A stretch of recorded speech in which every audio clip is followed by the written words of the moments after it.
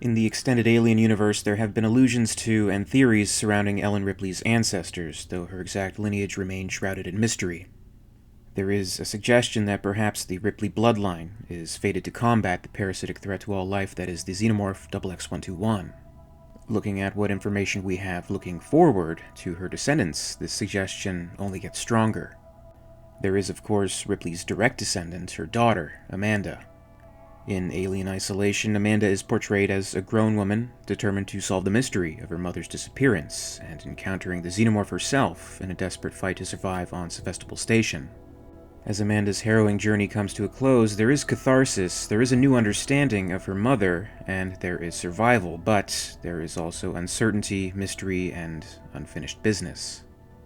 When Ellen Ripley is brought to Gateway Station during the events that open Aliens, Burke informs her that her daughter, Amanda Ripley McLaren, had died during her time in hypersleep.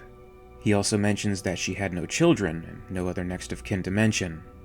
Of course, we couldn't put it past Burke to be lying, or for the WEYLAND-YUTANI files to be doctored in some way, or information regarding any children Amanda may have had could have been kept secret or hidden on her part. The Dark Horse comic series Aliens Resistance has begun, featuring Amanda in a story taking place 3 years after the events on Sevastopol Station. From the first issue alone, we sense a pretty combative relationship between Amanda and the company forming, and the path of her resistance may lead her off the grid. Much could happen there. While there are centuries worth of gaps between the death of Ripley, the death of the company, and both their subsequent resurrections, WEYLAND-YUTANI may very well have uncovered a secret lineage in a project taking place in 2497, many decades after the crash of the USM Auriga. Alien Sea of Sorrows by James A. Moore explores a new character and his connection to Ripley. This new character, Alan Decker, had been recruited by WEYLAND-YUTANI for this project, following a lead that could result in procurement of an alien specimen on New Galveston, or LV-178, as Ripley knew it 300 years prior. The company had examined Decker and classified him as an empath, with a unique insight into the much sought-after specimen despite having never seen one. It was believed there may even be some kind of inherited knowledge that could be used to the company's benefit. As far as the company was concerned, Decker was an asset, and more or less their property, as they saw it. For the New Galveston mission, Andrea Rawlins represented the interests of WEYLAND-YUTANI, self-described as Decker's handler. In their first briefing, Rawlins asked Decker if the names Ellen Ripley or Amanda Ripley McLaren meant anything to him. He replied that they did not. Rawlins advised Decker of his predicament and what was owed of him from WEYLAND-YUTANI. Rawlins went on to explain. Actually, I wouldn't have been too surprised if you knew the names. According to the research we've done, you are very likely their descendant. The records get a little wobbly, what with the crisis on Earth and the troubles the company experienced a while back, but the genetics don't lie. You see, your ancestor had a long history with us. She worked on board a freighter called the Nostromo when it ran across a distress signal and responded. The signal's origin was alien in nature. Ellen Ripley and the rest of her crew discovered something. Xenomorph XX121, to be precise. As I said, your ancestor was assigned to the Nostromo. What I didn't tell you was that 318 years ago, Ellen Ripley destroyed that ship, a mining transport that was fully loaded with ore and on its way back home. She claimed she had done so to eliminate the alien threat. That could have been the end of her career, but we were generous. We hired her as a consultant and sent her back to the planet where the alien life form had first been encountered. You see, she claimed the creature was extremely dangerous, but it was far more than dangerous. It was an asset. An asset WEYLAND-YUTANI should have controlled, would have controlled, had it not been for her actions. She found something. All we know for certain is that the colony on LV-426 was lost when a terraforming engine was critically damaged and overloaded. She escaped aboard a warship named the Sulaco and sent a final transmission, but it was garbled. What she might or might not have said could never be clearly recovered. We think the reactor went critical and distorted the signal. Ellen Ripley and her daughter both halted attempts to capture and study the xenomorphs.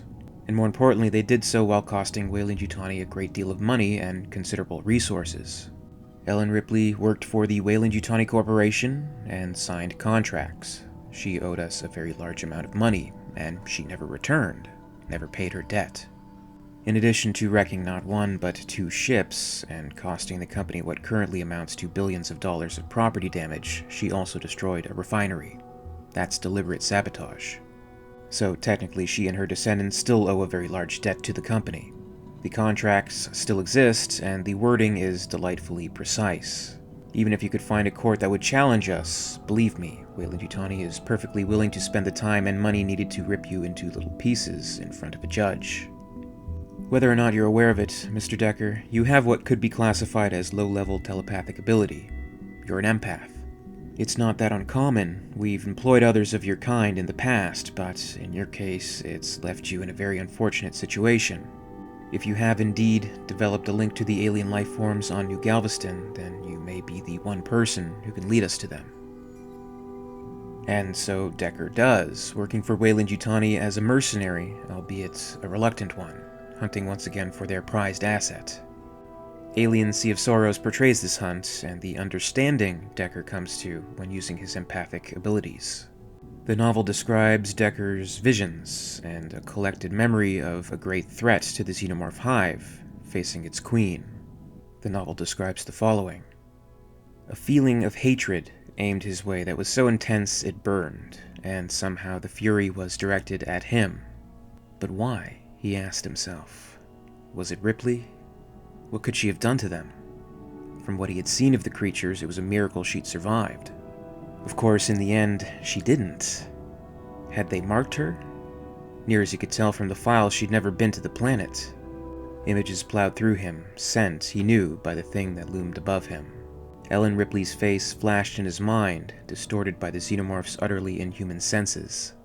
It saw, but not with eyes as he understood them. It tasted, and felt, and heard, but none of those words were quite enough to show the differences. In his dreams, he had tried to interpret the minds of the xenomorphs. Here, this close to the queen of the hellish things, the images were unfiltered, raw, and painful. He saw, and as much as he could, he understood. They were connected in ways that humans had often sought, yet failed to achieve. They were a colony, a hive. They shared thoughts on levels that people could not, and he was part of that now. They had touched his psyche and marked him through his bloodline. Ellen Ripley was marked in their minds. She was the destroyer, and because of their relationship, Decker too was the destroyer. While Moore's novel is vague with the direct, specific DNA connection to Ripley, it's the empathic connection that is the most intriguing aspect of the story, a few hundred years or so worth of blotchy bloodlining aside. There's a suggestion that Ripley and her descendants, perhaps her ancestors as well, have a connection to the alien that could help in combating it on behalf of humanity, in a way. Much has been said and studied of how the xenomorph organism can violate and exploit the human body, but we've yet to define how it may violate and exploit the human mind. Ripley, as well as Amanda now, experienced terrible dreams of the xenomorph. Is it a result of their traumatic experiences alone, or is it something else? Could Ellen and Amanda have empathic abilities themselves, and could that be attributed to their luck in surviving multiple xenomorph encounters? Could Decker be the result of hundreds of years of human evolution, and with his own lineage considered, passed down abilities and traits and markings that make him ideal to counter the aliens? Could it all just be coincidence and happenstance? Could it be destiny? Could it be midichlorians? Just kidding. But it's all interesting to consider, and you can take it with a grain of salt if you like. We have the Decker character in this story, but there's lots of missing information, and Amanda's story is far from over. Maybe we'll learn more as Aliens Resistance continues. Maybe we'll even meet McLaren. As of the published date of this video, only one issue has been released so far, and if the run is as large as Aliens Defiance was, then we're in for a pretty epic story, and I'm sure many surprises. Disappointing news of a mobile game aside, have you checked out the comic, Aliens Resistance? What are your thoughts? What are your hopes for this story? Comment below and let me know.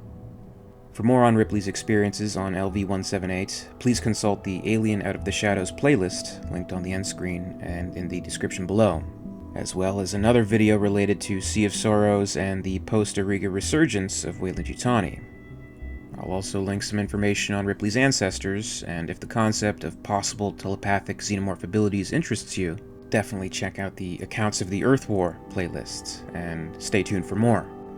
That homework aside, though, I'd like to thank you very much for watching today. I hope you found it interesting, and if you enjoyed this video, please make sure to give it a like, and you can also subscribe for all the latest videos from the channel. A very, very special thanks goes out to WEYLAND YUTANI executives, EmYarUk, and Lady Anne, part of the Patreon Hive.